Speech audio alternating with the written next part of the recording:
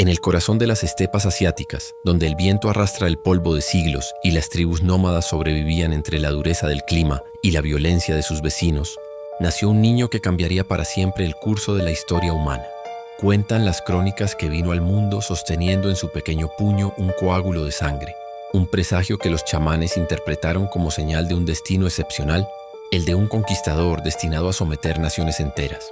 Aquel niño, nacido en el año 1162 cerca del río Onon, en lo que hoy es Mongolia, llevaría el nombre de Temujin, aunque el mundo lo conocería después como Genghis Khan, el fundador del imperio más vasto que jamás haya existido sobre la tierra. La infancia de Temujin estuvo marcada por la tragedia y la supervivencia. Su padre, Yesugei, era el líder de un clan mongol de mediana importancia.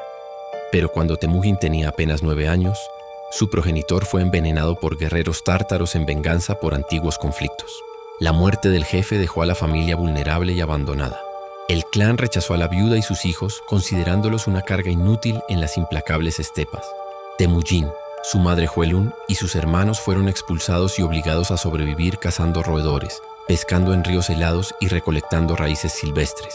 Aquellos años de hambre y humillación forjaron en el joven un carácter de hierro, una determinación inquebrantable y una comprensión profunda de que en aquel mundo solo los fuertes sobrevivían. Durante su adolescencia, Temujin demostró tanto su ferocidad como su astucia. A los 14 años mató a su medio hermano en una disputa por comida, un acto brutal que reveló su disposición a eliminar cualquier amenaza, incluso dentro de su propia sangre.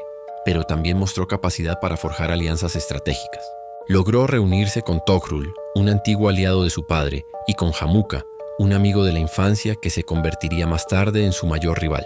Estos vínculos fueron cruciales para que Temujin comenzara a reunir seguidores y a construir una base de poder entre las tribus dispersas de Mongolia.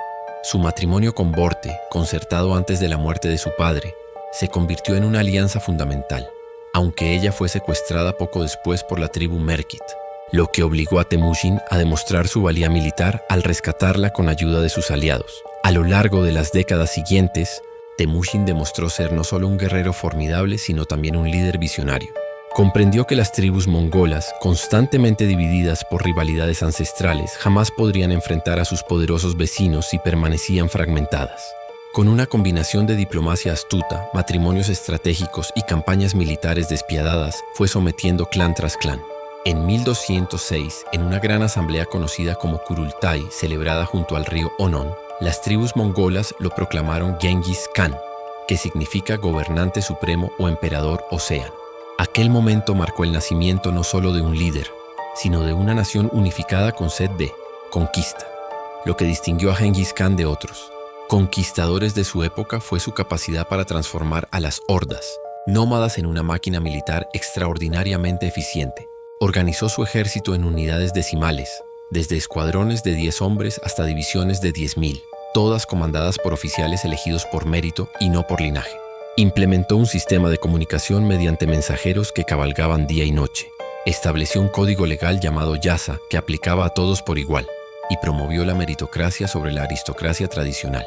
Sus jinetes, entrenados desde la infancia en el arte de la guerra montada, eran capaces de disparar flechas con precisión mortal mientras galopaban, de subsistir con raciones mínimas durante semanas y de ejecutar maniobras tácticas complejas con una coordinación que asombraba a sus enemigos. Con este ejército revolucionario, Genghis Khan lanzó una serie de campañas que redibujaron el mapa del mundo conocido. Primero sometió a las tribus vecinas y conquistó el reino Tangut de Xia Occidental. Luego dirigió su mirada hacia el imperio Jin, que gobernaba el norte de China, iniciando una guerra que duraría décadas. En 1219, tras la masacre de una caravana mercante mongola y la humillación de sus embajadores por parte del imperio Jorasmio, Genghis Khan desató su furia sobre Asia Central. Las ciudades de Bujará, Samarcanda, Balkh y Nishapur cayeron una tras otra ante el avance implacable de las hordas mongolas. La destrucción fue sistemática y aterradora.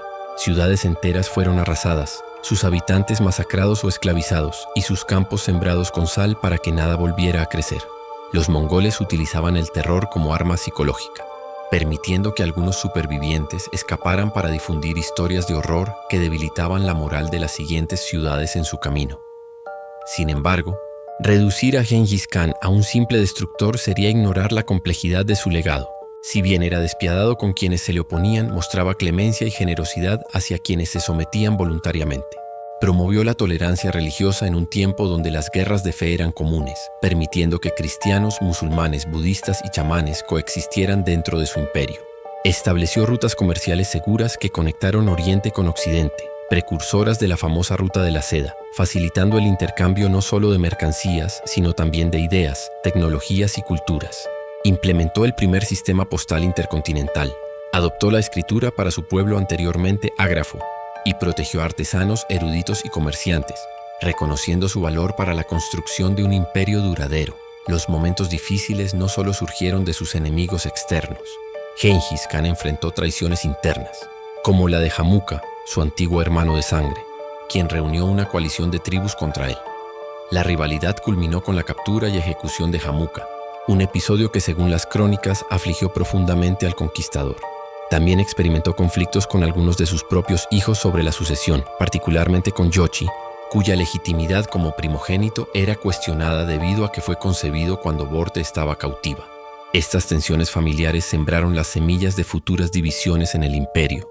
Mongol, la controversia más persistente sobre Gengis Khan se relaciona con la escala de destrucción y muerte que provocaron sus conquistas.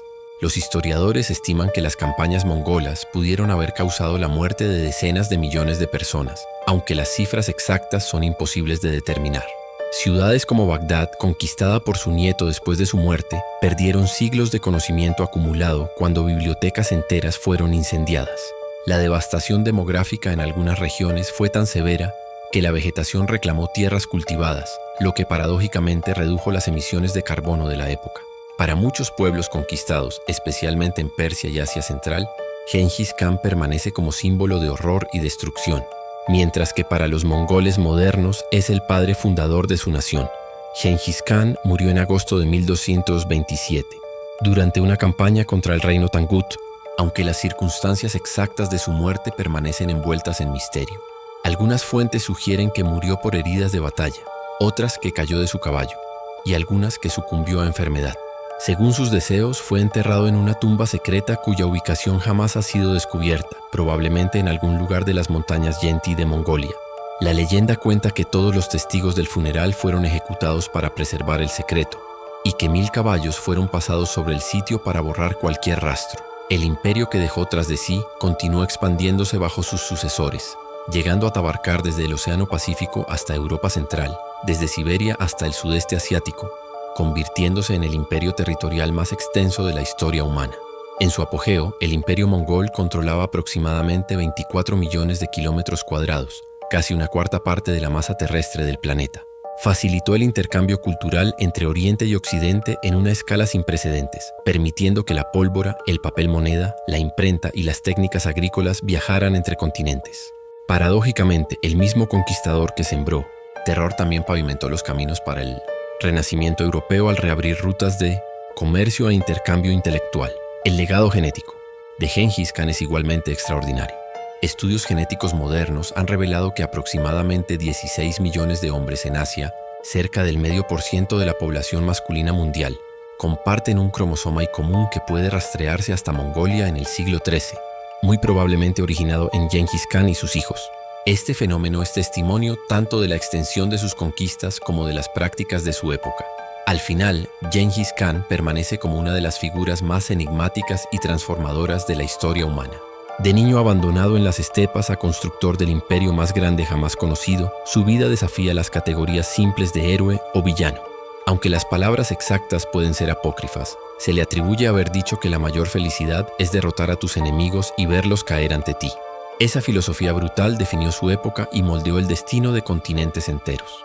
Hoy, más de 8 siglos después de su muerte, seguimos viviendo en un mundo parcialmente formado por las semillas que plantó aquel niño nacido con sangre en su puño, recordándonos que los individuos, para bien o para mal, pueden alterar el curso de la civilización humana.